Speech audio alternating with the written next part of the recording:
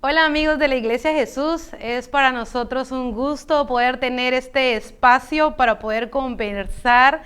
Estoy aquí, mi nombre es Dina de León, estoy acompañada del pastor David Correa y es para nosotros un gran honor poder estar aquí para poder conversar un poco acerca de pues situaciones que tenemos como preguntas, algunas preguntas que nos surgen después de haber compartido como iglesia al escuchar el sermón el día domingo.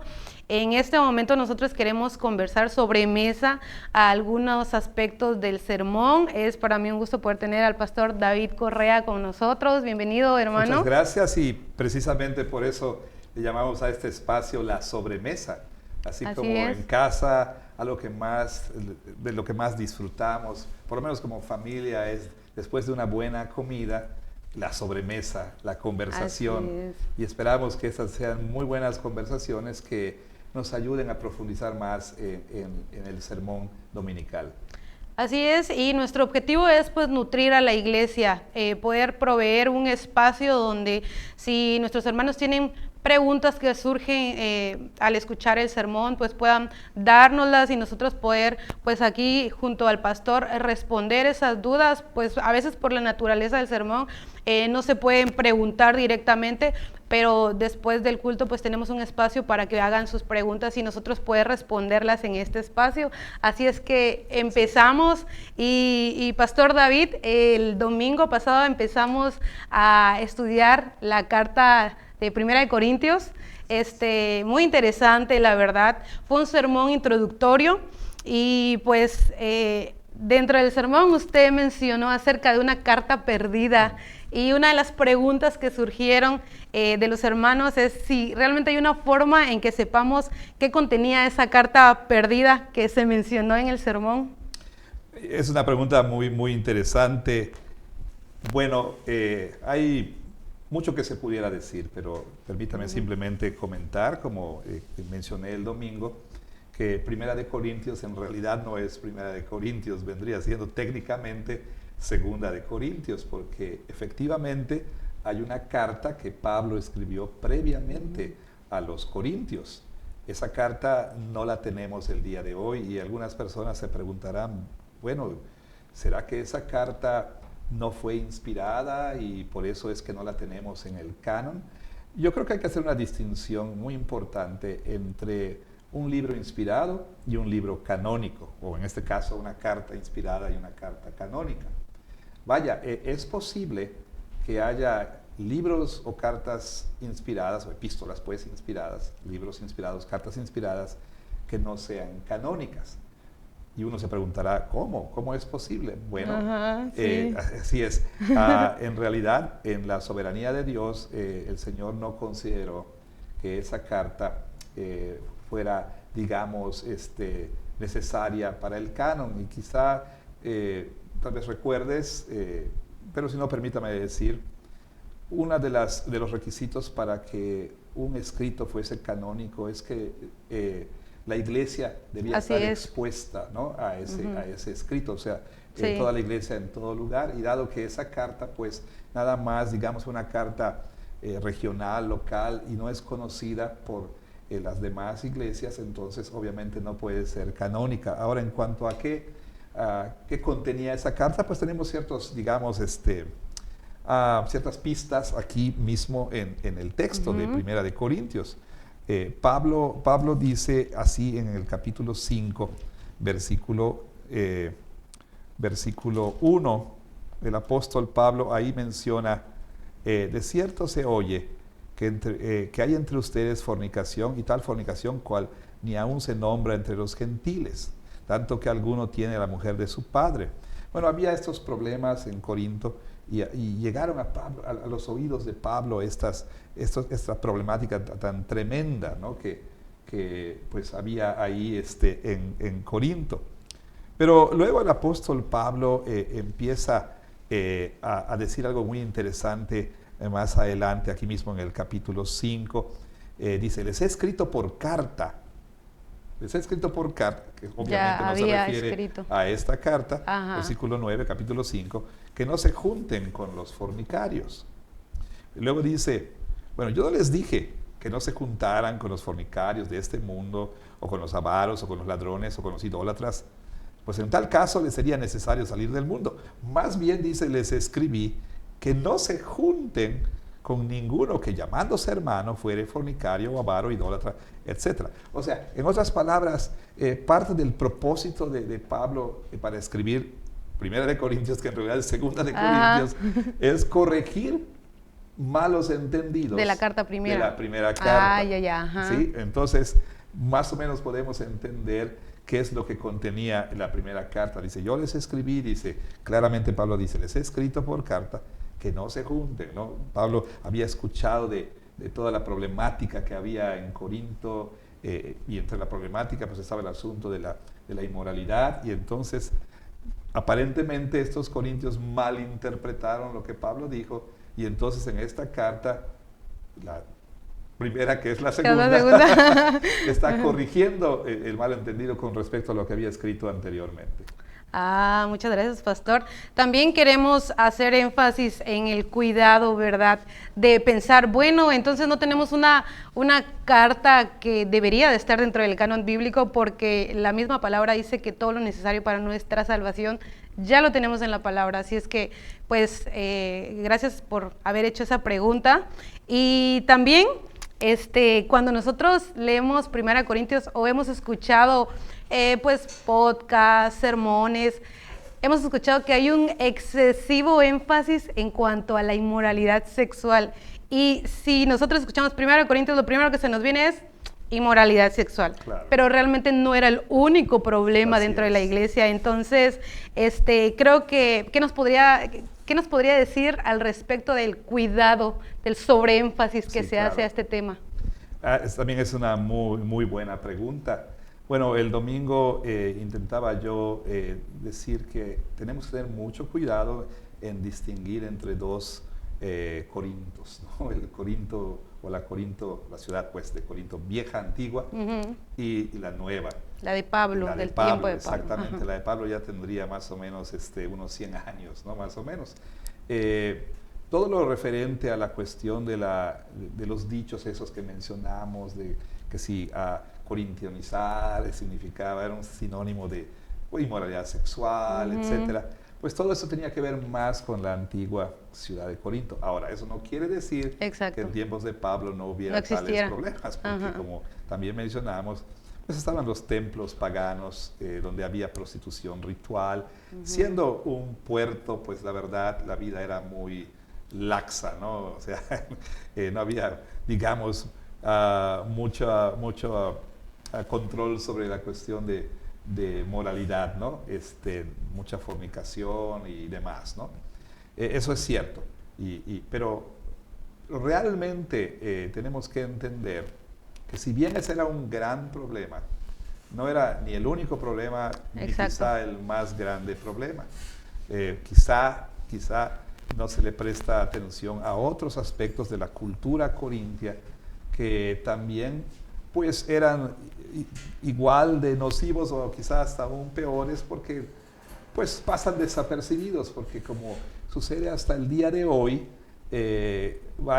a la inmoralidad sexual se tiende a elevar, ¿no? Como un pecado mucho más grande que otros. Exactamente, que bueno, tampoco, obviamente vamos a minimizar la gravedad del pecado, porque la Biblia, por supuesto, dice huyan de la inmoralidad, y solo dos cosas dice que huyamos, ¿verdad? De la idolatría y de la inmoralidad, ¿no? Es un asunto bastante serio, pero había el problema del materialismo en la ciudad de Corinto, ¿no? Había mucha riqueza. Mucha riqueza, y eso también llevaba a la cuestión de división de clases, a que mirasen sobre el hombro, ¿no? A los más pobres, etcétera. Había otros problemas culturales ahí que, bueno, también estaban teniendo su efecto, ¿no? En la iglesia, se habían infiltrado en la iglesia. Entonces, no es que no le demos importancia al asunto de la inmoralidad sexual, porque era un asunto bastante serio. Vemos en 1 Corintios 5 que pues la iglesia estaba tolerando un incesto, y lo estaba no solamente tolerando, sino hasta celebrando, ¿no? Pero vaya, ese no era el único problema. Y además, no era el problema de raíz, ¿no? Ese es un fruto más bien. Decía el domingo que hay dos maneras de entender lo que pasa en la carta. Cuando vemos todos esos problemas que enfrentaba el apóstol Pablo, podríamos pensar que Pablo está tratando con asuntos que no tienen conexión el uno con el otro, pero por otro lado podemos quizá entender, yo creo que esto es lo que está ocurriendo, que todos esos problemas tienen una raíz, ¿no? Parten de algo, y en este caso el fracaso de los corintios, ¿sí? De entender apropiadamente, ¿sí? quiénes eran a la luz de la obra del Señor Jesucristo. Vaya, el fracaso también que tenían en relacionarse con el mundo a su alrededor, y por supuesto también el que ellos estuvieran, por decirlo de otra manera, que ellos tuvieran una cosmovisión que no había sido moldeada por el Evangelio, sino más bien ellos estaban dejando que sus costumbres, creencias de su vida pasada siguieran todavía, ¿no? O sea, ellos querían todavía seguir siendo corintios, y Pablo les dice, ustedes no son más esto, ustedes ya son la iglesia de Dios. Sí, gracias, pastor. Y de hecho eso me lleva a la siguiente pregunta por lo que usted está mencionando ahorita. Pues cuando vimos el sermón estábamos escuchando que había mucha infiltración de los valores sociales en ese tiempo de la cultura corintia dentro de la iglesia. ¿Qué nos puede hablar al respecto? Y me llama la atención porque usted estaba hablando acerca de cómo ellos habían estado siendo moldeados por la cultura. O sea, la cultura estaba entrando a la iglesia en lugar que la iglesia estuviera influenciando a la cultura. Ciertamente.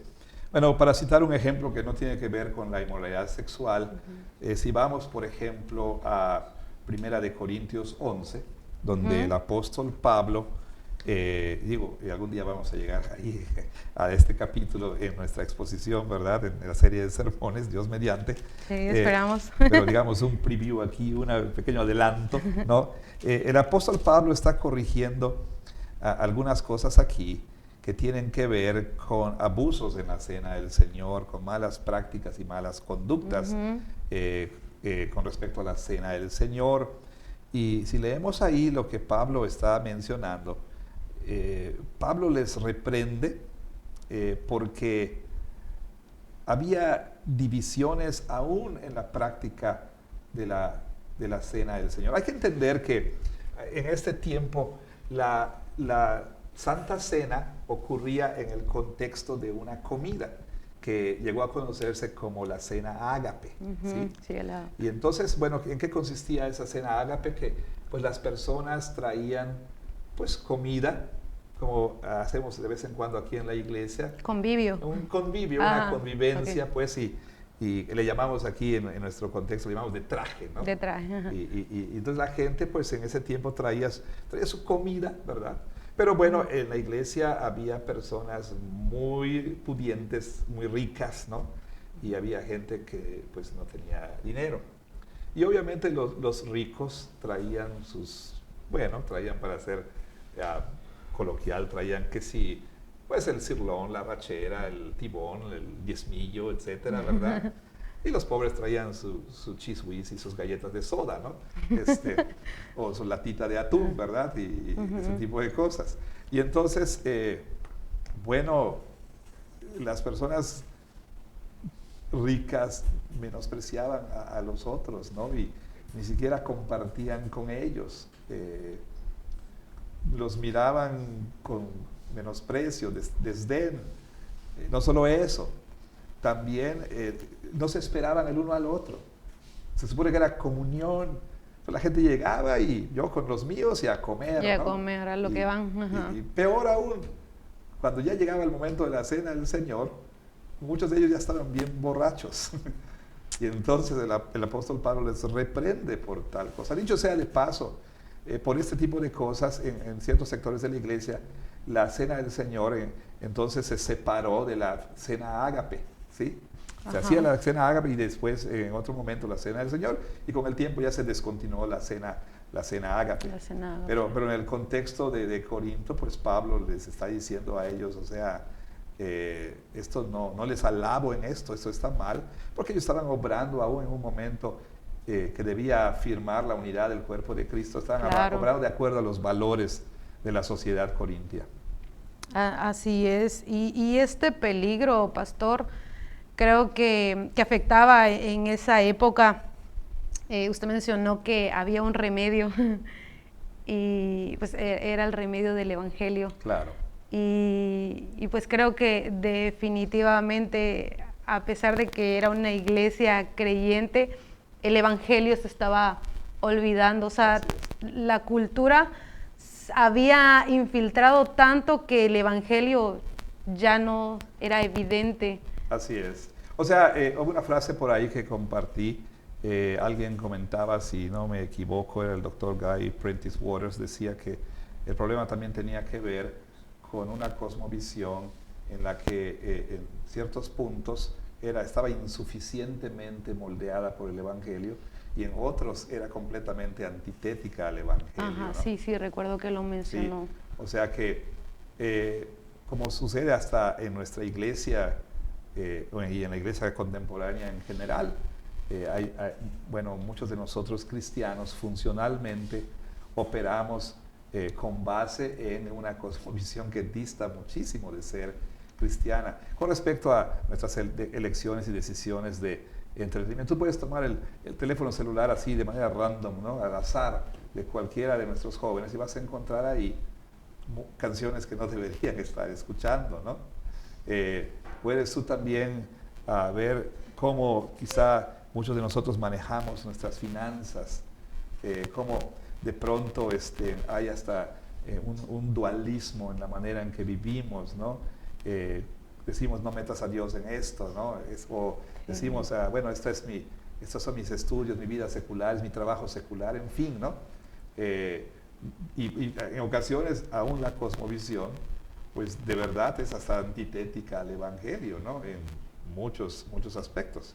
Y yo creo que ese es un problema que nosotros podemos ver, como usted menciona, hoy en día dentro de la misma iglesia, no solamente en el tiempo de Pablo, sino en nuestras iglesias donde el Evangelio no está afectando cada área de nuestras vidas, porque el Evangelio tiene que afectar todo, absolutamente todo. Y eso me lleva a la siguiente pregunta. Usted mencionó sobre la escatología sobrerealizada y tiene mucho que ver porque la forma en que ellos veían su escatología afectaba la forma en que ellos estaban viviendo. Hablando del contexto de la iglesia de Corinto, ¿nos podría hablar un poquito más al respecto, pastor? Claro, es una muy buena pregunta. Digo, creo que podemos empezar por definir de manera sencilla lo que es escatología, ¿no? Bueno, para no complicarlo tanto, en teología es esa parte de la teología, pues, que se ocupa del estudio de las últimas cosas, ¿no? Y se divide normalmente en dos partes: la escatología individual, que tiene que ver con, bueno, la muerte, el estado intermedio y la resurrección, etcétera. Y la escatología, ¿qué tiene que ver con la persona? Con la persona, exactamente, con el individuo, lo que le va a pasar al individuo, ¿no? Exacto. Y la otra parte, pues, que se conoce como escatología general, que tiene que ver con las señales de los tiempos, la segunda venida de Cristo, de manera juicio general, final, etcétera. Exactamente. Bueno, hay algunas maneras de entender la escatología, ¿no? Una es la idea de que la escatología, bueno, se refiere única y exclusivamente a lo que ocurrirá en el futuro. Sin embargo, y particularmente en nuestra tradición reformada, se habla de una escatología realizada, ¿sí? ¿Por qué se habla de escatología realizada? Bueno, porque toda la esperanza escatológica del Antiguo Testamento, el Nuevo Testamento la entiende ya como cumplida en Cristo Jesús. O, para ser más preciso, Cristo en su primera venida comienza el fin, ¿sí? de todas las cosas. Cuando Jesús viene, Él trae el reino, pero lo trae de una manera muy diferente a la expectativa del Antiguo Testamento. En el Antiguo Testamento se esperaba que cuando Mesías viniere, ¿no? Cuando el Mesías viniera, se acababa esta era de pecado, de sufrimiento, etcétera, y él iba a introducir la era venidera de restauración y bendición, etcétera, ¿no? Jesús viene y efectivamente los escritores del Nuevo Testamento reconocen que él es el Mesías prometido, sí. pero tienen un problema, y el problema es que pues Jesús no trajo el reino como lo imaginaban, o sea, no vino la consumación de todas las cosas, sino que esta era presente de maldad y pecado sigue, y entonces eso dejó perplejos a más de uno, como a Juan el Bautista, te acordarás, ¿no? Sí. Juan el Bautista en la cárcel, ahí confundido, ¿verdad? Porque él había introducido a Jesús como el Cordero de Dios que quita el pecado del mundo, el que bautizará con Espíritu Santo y fuego, que eso por cierto se refería a esos dos elementos, ¿no? Espíritu Santo, bendición, restauración, fuego, el juicio, ¿no? Y por eso es que al principio de Hechos, ya cuando Jesús iba a regresar al cielo, sus discípulos le preguntan, Señor, ¿restaurarás el reino? O sea, como que ese entendimiento era como... Ahora sí, Señor, ahora sí, en espera de ya. O sea, porque prácticamente ellos esperaban que el Mesías viniera a cortar cabezas y a restaurar el reino de Israel. Y en ese sentido, pues Juan el Bautista, ¿verdad?, manda a preguntar, oye, Jesús, ¿eres tú? O me confundí, ¿no? Sí. Y Jesús le dice, mira, díganle a Juan que los ciegos ven, que los sordos oyen, a los pobres les es predicado. El Evangelio todas son bendiciones de la restauración, ¿verdad?, de esa era venidera. En pocas palabras, Jesús le estaba diciendo, he hecho lo suficiente para que tú creas, ¿no? Como siempre digo en broma, pues Juan nunca volvió a preguntar nada, probablemente porque le cortaron la cabeza, literal. No, pero ya Juan entendió, ¿no? Entonces lo que hacen los escritores del Nuevo Testamento es una especie de ajuste escatológico, ¿verdad? Entienden que ya las eras se empalman, se traslapan, ¿no? Y así entonces, pues tenemos ese famoso ya, pero todavía no. O sea, el reino ya vino, pero todavía no en su plenitud. Y ahora estamos viviendo en la realidad de que ya el reino está aquí, pero todavía no en su plenitud.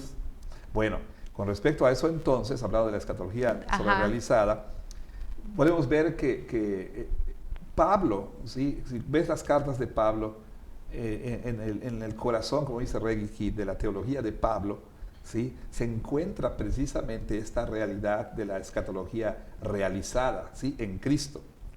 Pero, por ejemplo, tienes que las diferentes iglesias tenían malos entendimientos acerca de esa escatología realizada. Los Gálatas, ellos estaban viviendo, ¿sí?, como si el ya fuera todavía no. O sea, ellos seguían viviendo en cuestiones, seguían pensando que la circuncisión era necesaria, cuando que todo eso ya no debía ser, porque ya había venido la realidad, Jesús ya había venido, entonces la circuncisión ya no era necesaria en el sentido como ellos lo estaban pensando y demás, ¿no?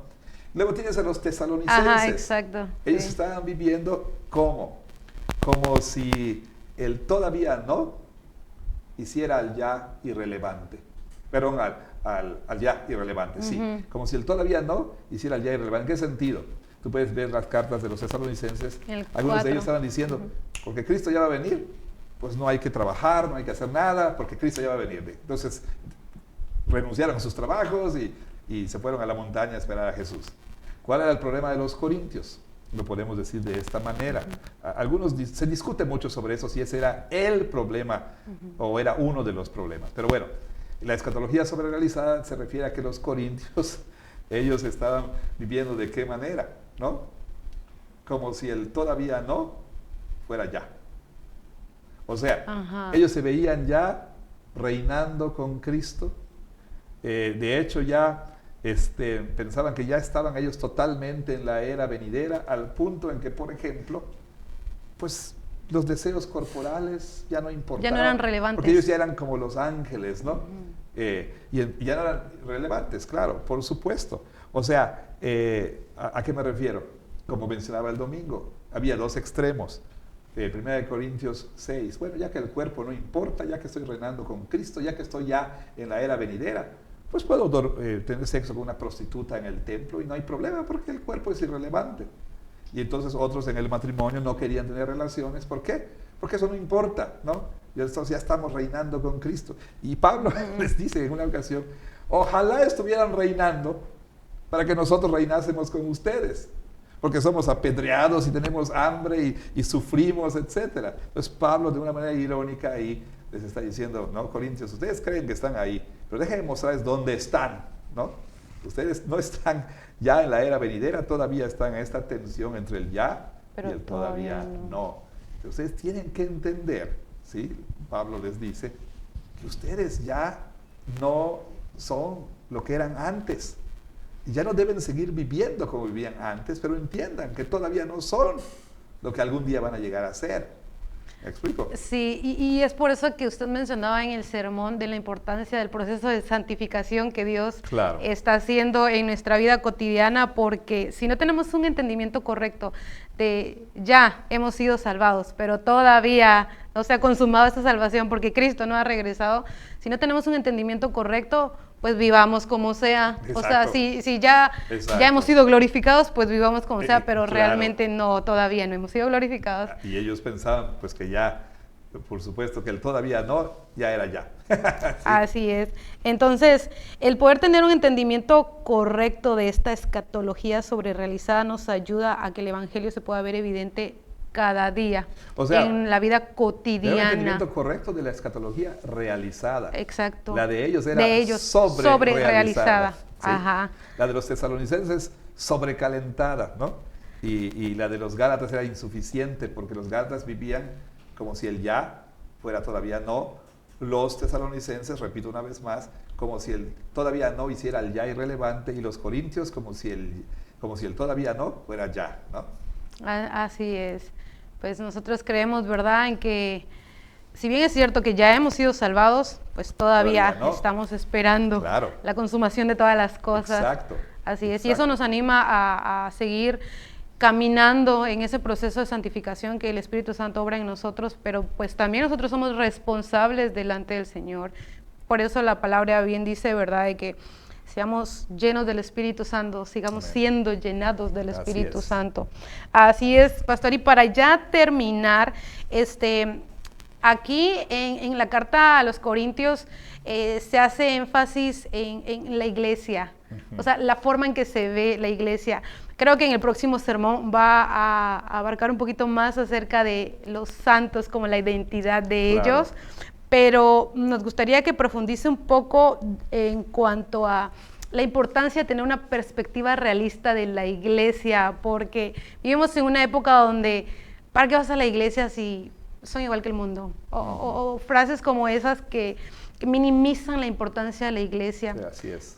Pero necesitamos tener una perspectiva correcta de la iglesia, ¿nos puede ayudar al respecto? Gracias por la pregunta. Traté de que ese fuera el énfasis, o por lo menos una de las aplicaciones principales el domingo, porque verdad sea dicha, cuando miramos a la iglesia, cristianos y no cristianos, pues ambos podemos sentir una gran desilusión por las expectativas que tenemos. Y el domingo yo decía que las expectativas son importantes, pero las expectativas parten de una perspectiva, ¿sí? Y si tenemos la perspectiva correcta, pues nuestras expectativas van a ser las correctas. Pero si tenemos nosotros la perspectiva incorrecta, por ende, pues en consecuencia, nuestras expectativas van a ser incorrectas. Como decía el ejemplo del matrimonio, ¿sí? Sí. Si nosotros tenemos una perspectiva incorrecta de la naturaleza del matrimonio, del propósito del matrimonio, pues tendremos nosotros algunas expectativas que no van a ser las adecuadas, y por eso muchos matrimonios se destruyen, porque entran al matrimonio con la expectativa de que vivieron felices para siempre, de que todo iba a ser muy bonito y demás, cuando que en realidad no es así. Por eso ponía el ejemplo de Paul Tripp con su libro, ¿qué estabas esperando?, ¿no? O sea, ¿qué esperas que suceda cuando dos pecadores conviven todo el tiempo, ¿no? Sí. Y si trasladamos eso a la iglesia, pues es lo mismo, vaya, es la misma dinámica, ¿no? Tenemos que poner la iglesia en la perspectiva correcta y en este marco escatológico de ya y todavía no, ¿sí? Así es. Nosotros, bueno, algunos quizá pueden enfatizar demasiado el todavía no, en el sentido de que ya quieren ver a la iglesia glorificada, perfecta, sin error alguno. Y eso no es posible. No es posible. Pero alguien podría decir, ¿pero cómo? Si no se supone que ya Dios Claro. ha obrado en nosotros. Por supuesto, y así es. Por eso hablamos de un ya.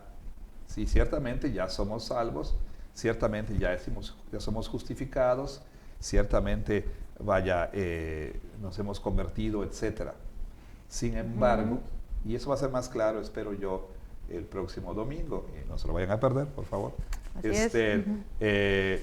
Siento que va a ser más claro, espero yo, porque Pablo en la salutación, él dice a los santificados en Cristo Jesús, llamados a ser santos, ¿no? O sea, ahí, como vamos a ver, está hablando de una santificación posicional y también está hablando de la santificación progresiva, ¿no?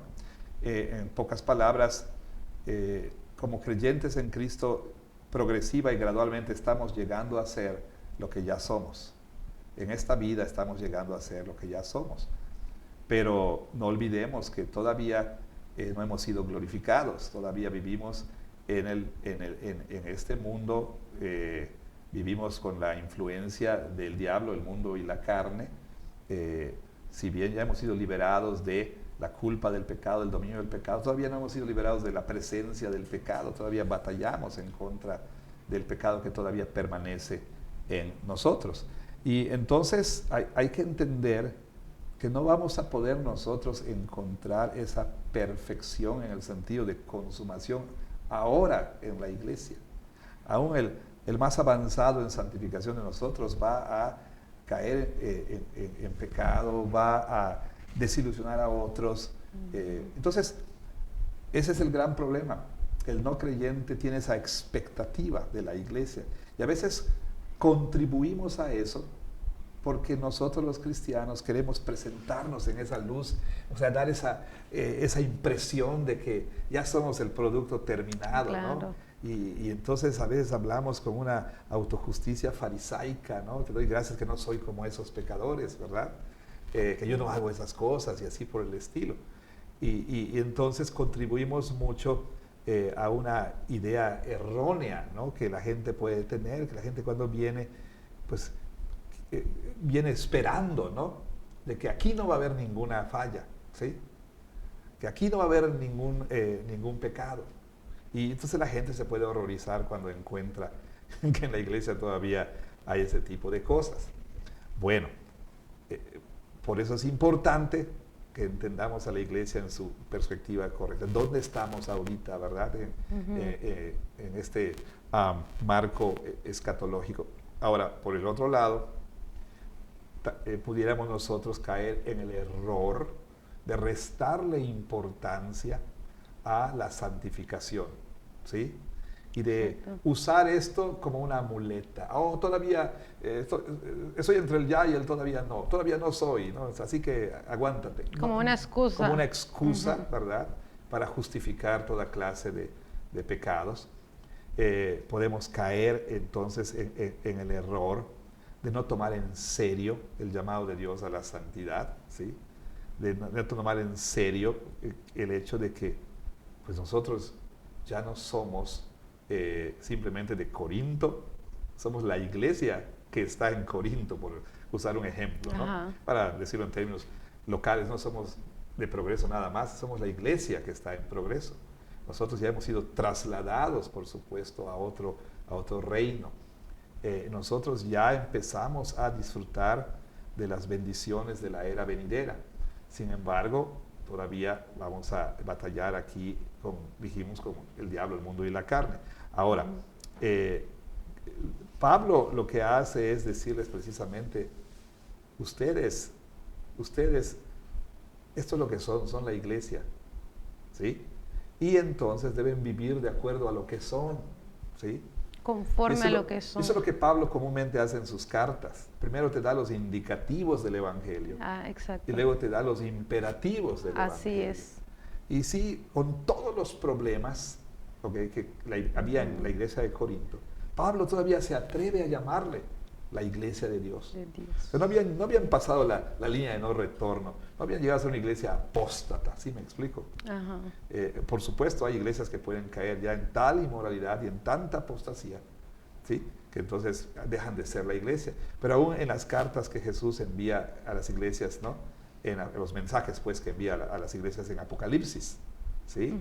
O sea, le habla a una iglesia como la Odisea diciéndole, he aquí estoy a la puerta y llamo. Si alguno oye mi voz, yo entraré y cenaré con él y él conmigo. O sea, Jesús no se da por vencido en un sentido, ¿no? En cuanto a la iglesia. Y aún con iglesias que están en una condición como la de Corinto. Entonces, por un lado, no nos demos por vencidos, no vaya nosotros tomemos la actitud de irnos de aquí porque encontramos imperfecciones y porque encontramos aún pecados. Pero por otro lado, tampoco caigamos en el error de trivializar esas cosas, de minimizar esas cosas, porque somos ciertamente santos en Cristo, pero somos llamados también a ser santos, ¿no? Y de eso hablaremos más, si Dios quiere. Así es, pastor.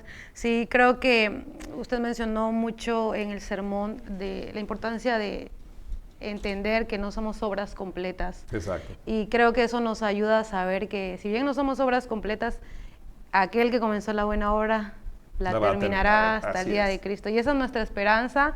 Y perdón, si me permites, algo que me da esperanza como pastor, como individuo, como esposo, como padre y como pastor, es que Dios está más comprometido con la transformación espiritual mía, de mi esposa, de mis hijos y de la iglesia, que es lo que yo estoy.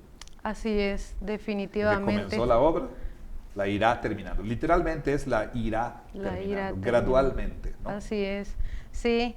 Y qué bueno saber que no depende de nosotros, sino del poder del Espíritu Santo obrando en nosotros. Esa es nuestra esperanza. Así es que muchas gracias, pastor, por este tiempo, y esperamos que Iglesia de Jesús, amigos, pues ustedes puedan escuchar el sermón de los domingos.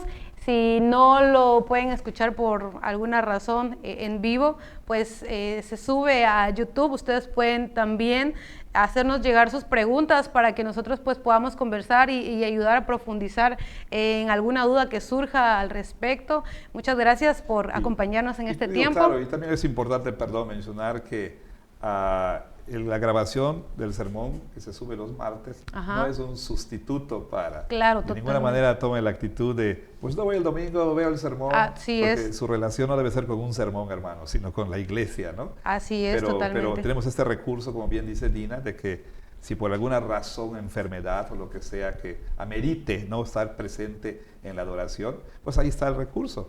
¿Y cuándo es que ellos entonces pueden hacer sus preguntas de los siguientes, por ejemplo, del siguiente sermón? El domingo, terminando el culto, vamos a tener un buzón donde ustedes pueden depositar sus preguntas para que pues nosotros podamos contestarlas durante este tiempo. Y la verdad es que muchas gracias, pastor. Gracias por habernos escuchado y visto, y los esperamos en nuestra próxima entrega sobremesa. Nuestra próxima sobremesa aquí juntos. Así es. Un placer, Dina, tener la sobremesa contigo. El placer es mío, pastor. Que Dios nos bendiga. Hasta luego. Hasta luego. Iglesia Jesús.